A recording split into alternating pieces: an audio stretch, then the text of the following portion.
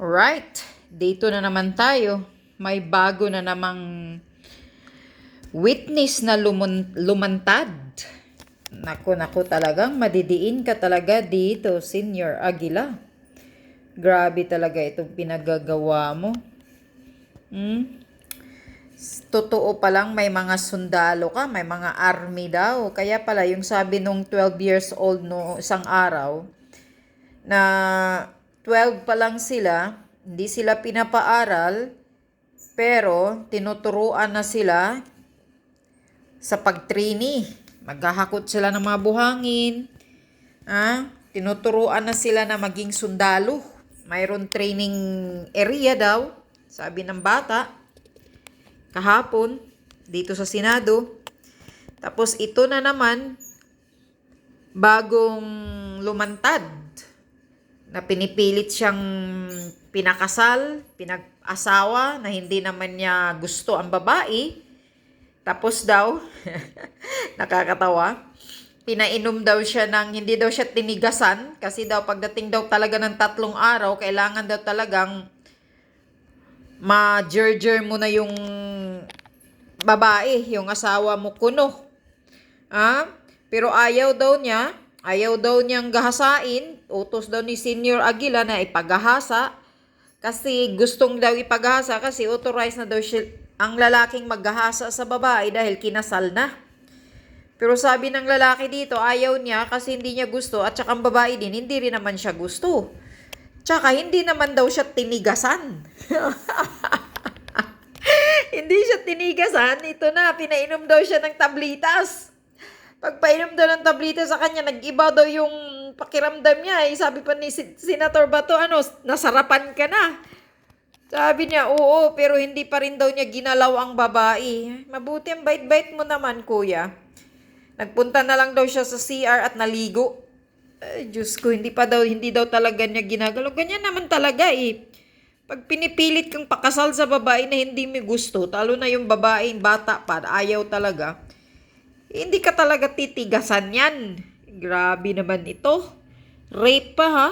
Grabe, utos daw ni Senior Aguila, naghahasain mo na. Dahil authorized ka na, dahil asawa mo na yun. Sus. Sa totoo lang, Senior Aguila, ito lang ang masasabi ko.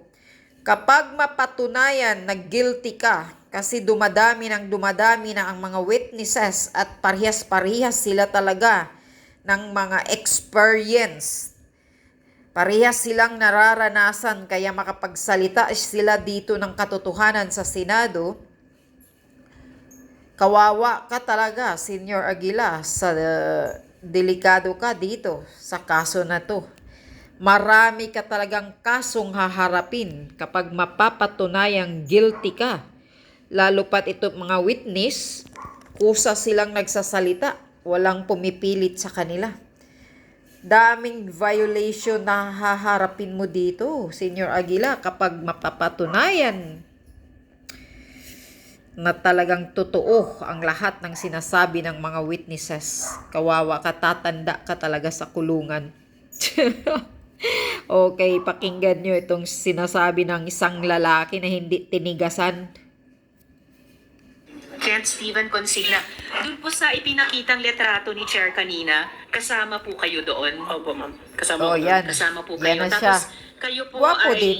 Mga gwapo miyembro din ng pala. pangalawang antas ng Soldiers of God, yung Cluster ano po yung Agnus po. notes po? Cluster Agnus.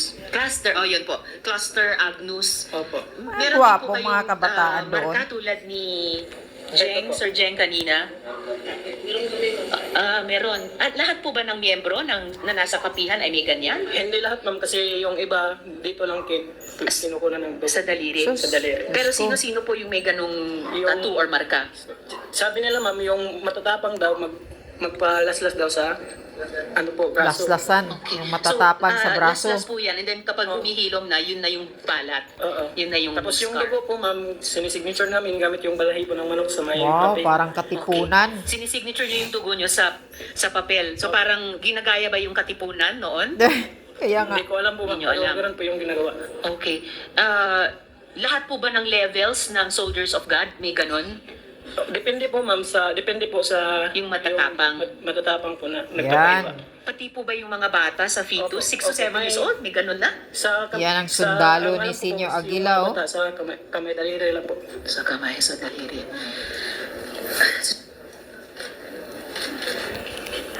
Okay, salamat po, Sir Ken. Salamat po, Mr. Chair. May dadagdag lang po ako kasi po Yes. yung pinakauna talagang minors na kinasal doon is yung anak ni Janet.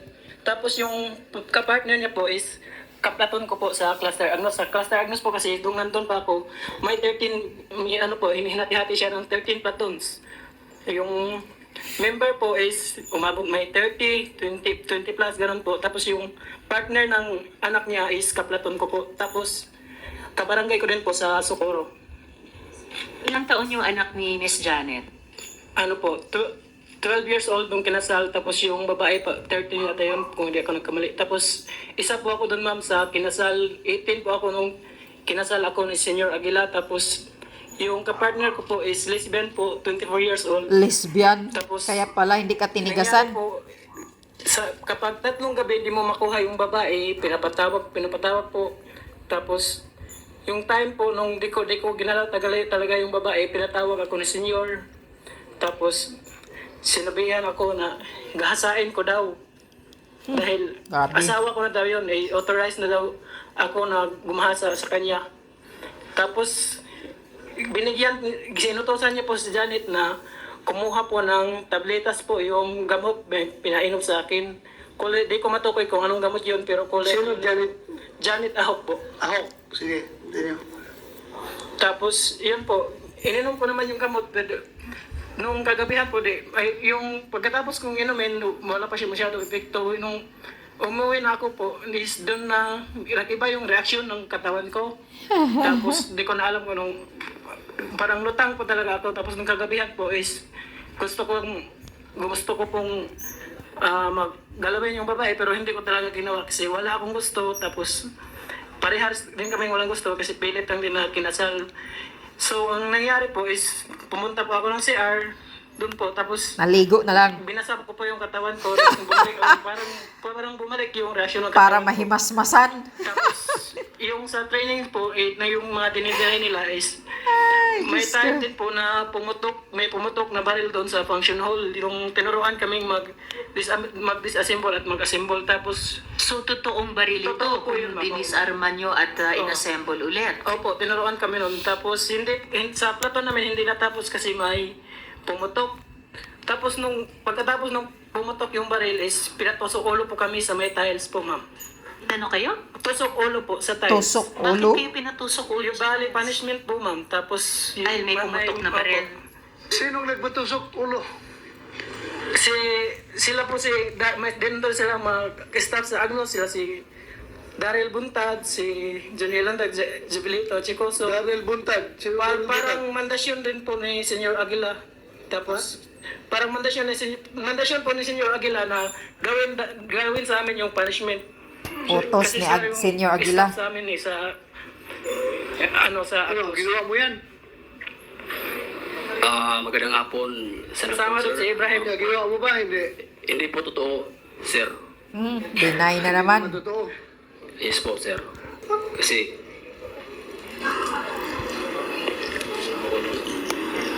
Ano ang unit mo dati?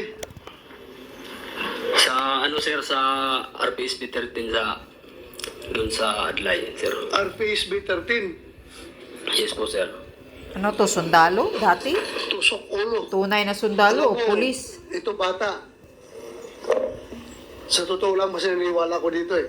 Yes. Ha? Kasi siya, inosente yan, walang alam yan sa tusok ulo. Oh. Ikaw, RPSB ka galing, alam ko, ginagawa niyo yung tusok ulo. Hmm. So paano siya ngayon mag-imbento ng term na hindi niya alam, ikaw alam mo? Huwag natin maglukuhan. Pareho tayong pulis. Oh, pulis pala siya. Pulis pala yan. Hindi niya alam yan, term na yan dahil Yeah, bata pa to. civilian yan. Hindi yan pulis. Ikaw dating pulis, alam mo yung term na yan. Yung tusok ulo. Tapos yan, dinay mo na ginagawa ninyo yan. Ano, Buntad? Yes, sir. Ang ginawa mo? Hindi po talaga, sir. Hindi talaga. Yes po, sir. Damay talaga Kailan kayong kayo lahat sa pinagtusok pagsisinungaling ninyo. Marami po. Kayong mga kasamahan ko sa Cluster Agnos, nagsisiksikan kami doon sa function hall kasi marami kami. Napupulo yung kulungan namin dito sa baba nito. Ha? You continue on telling a lie at mapuno itong kulungan namin. Senator Risa, with your indulgence, you were raising your hand kanina. Sino yung hippie dyan? Tumataas ang kamay? Ano sabi mo kanina? Nakapagsalita ka ba? Meron kang gustong sabihin? Yes, Your Honor. Ano yun? For the information of this investigation, Your Honor, regarding on that picture, Your Honor, the Socorro MPS, Your Honor, able to file a case against Socorro's those NPA? identified wolf NP members, Your Honor, Anong kinaso niyo? Anong kaso? for violation of Article 77, usurpation of authority on official function, and violation of Article 179, illegal use of uniforms and insignia, Your Honor. So nakapayal lang ngayon? Na-file na po, Your Honor. Okay. December 2 po, Your Honor. December ba? 2019. Ha? 2019, Your Honor. 2019? Yes, Your Hindi Honor. pa na-resolve ng piskalya. Yung 179, Your Honor, na dismiss Oh Dismiss. my lack God. of jurisdiction, Your Honor. Lack of jurisdiction. Kasi po, Your Honor, yung picture, Your Honor, is nakuha po sa through social media, Your Honor. Saan? Through social media, Your Honor. Social media. Okay. So, there is an intervention of the Isa ka cybercrime pang unit, Your Honor. impormasyon na hindi totoo yung sagot sa akin kanina ni Miss Janet na walang child marriage sa kapihan dahil yung mismong anak niya ay nasa ganong sitwasyon. And then, hindi lang pala pinagpapares yung nasa hustong gulang at saka menor de edad, pero pati yung isang hustong gulang tulad mo noon at yung isang mas matanda pero lesbian na hindi na in love sa lalaki. Tapos pinagpupumilit na kayo ay Lesbian. pagtalit. Ini-authorize pa kayo na gahasain yung babae. Tomboy, Opo, pinakasal sa meanwhile, lalaki. Opo, ma'am. Yun po talaga yung utos ni senyor na gahasain ko daw yung babae kapag hindi nagpapagalaw. Tomboy pala yung nasawa At, niya. Yes, Mr. Chair. Yung blue na Ay, pinainom bakit sa'yo nawala? na tablitas, hindi mo Ay. alam na Viagra yun. Hindi ko alam kung ano, Ha? sir, pero ininom ko na lang. Hindi ko Ininom mo? alam kung anong klaseng tablitas yun. Tapos maya-maya, naramdaman mong sumarap na Opo. pakiramdam mo. Ha? Most likely, Viagra yun. Hindi ako gumagamit yan, ha? Hindi ako gumagamit, pero alam ko lang na, alam ko, dahil nakikita mo yan, na yung blue pill na yan is Viagra. Si Kwan yung nagbigay. Si Janet Ahok. Ano yung binigay mo sa kanya na blue daw? Anong klaseng Kwan yun? Tableta? Sir, sa labing tinoo, Yan, si Janet Ahok. Matchmaker ka pala, nanay. Puta. indo ulis dyan ako dito. Pasubaya lamang ko, sir. Sige, sige. Indo ulis dyan ako dito sa viewing. Kining bataa, sir, sa una, gikagid na siya. Daghan ang mga kagid sa ijang kuan. Lawas. Unja na nga siya naho. Yung siya na nga. Gikagid siya. Taaba kay tambal initi. Unja, dito, sir, diha ko'y tablitas nga, dalasinsi. Ano na? Dalasinsi. Ano yun?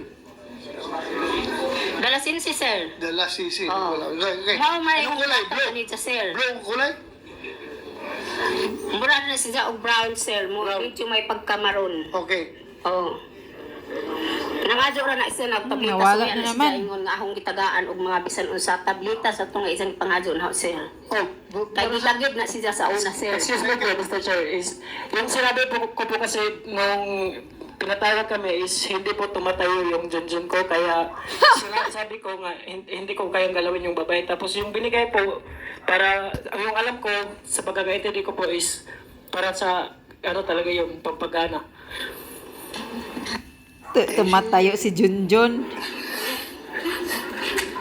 Sige. Wait, Senator Risa. Okay, yan lang. Ayan prangkahan ang sinasabi ng lalaki na hindi talaga tumatayo yung Junjun niya. Pinainom siya ng Viagra. O, tingnan mo kasi tomboy daw yung pinapaasawa sa kanya eh. Oh. Naku, buti na lang nag-iba daw yung pakiramdam niya ng pagkatapos niyang uminom pero hindi pa rin daw niya ginalaw ang babae. Naligo na lang siya. Nahimasmasan siya ng naligo. Grabe to. Nako, ang dami dito pa lang sa mga sundalo-sundalo mo, Senior Aguila. Violation ka na. Ang dami mo nang nilabag dito. Mga armas. Kawawa ka, talagang tatanda ka sa kulungan nito. Pag mapapatunayang guilty ka dito, marami kang kaso. Nako naman. Ano to?